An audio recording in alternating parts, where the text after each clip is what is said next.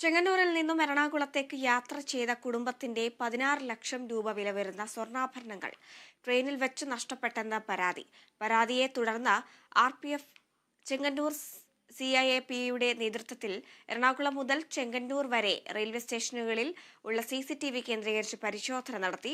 പരിശോധനക്കൊടുവിൽ Chengannur railway സ്റ്റേഷന് സമീപത്തുള്ള കടയിൽ നിന്നും നഷ്ടപ്പെട്ട ബാഗ് കണ്ടെത്തി. ബാഗിന്റെ ഉടമസ്ഥനെ RPF ചെങ്ങന്നൂർ ഓഫീസിൽ വിളിച്ചു വരുത്തി നഷ്ടപ്പെട്ട ബാഗ് തിരിച്ചേൽപ്പിച്ചു. ഇടുക്കി കട്ടപ്പനയിൽ ആളില്ലാത്ത വീട്ടിൽ നിന്നും 9.5 പവൻ സ്വർണം മോഷ്ടിച്ച കേസിൽ അമ്മയും മകനെയും അറസ്റ്റിൽ.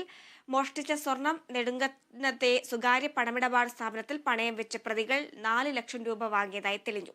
പ്രതികളെ തെളിവെടുപ്പിനായി പോലീസ് കസ്റ്റഡിയിൽ വാങ്ങി. കട്ടപ്പന കടമാക്കുടിയിൽ വീട്ടുകാർ ആശുപത്രി ആവശ്യത്തിനായി വീട് വിട്ടുനിന്ന സമയത്ത് 9.5 പവൻ സ്വർണം മോഷ്ടിച്ച അയൽവാസികൾ അറസ്റ്റിൽ.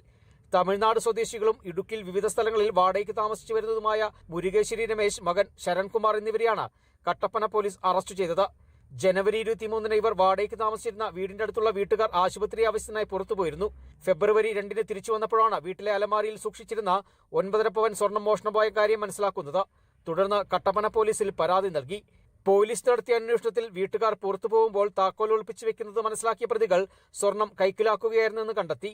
മോഷ്ടിച്ച സ്വർണം നെടുങ്കണ്ടത്തെ സ്വകാര്യ പണമിടപാട് സ്ഥാപനത്തിൽ പണയം വെച്ച പ്രതികൾ 4 ലക്ഷം രൂപ വാങ്ങിയതായി തെളിഞ്ഞു. പ്രതികളെ തെളിവെടുപ്പിനായി പോലീസ് കസ്റ്റഡിയിൽ വാങ്ങി. Kerala vision news, Idukki.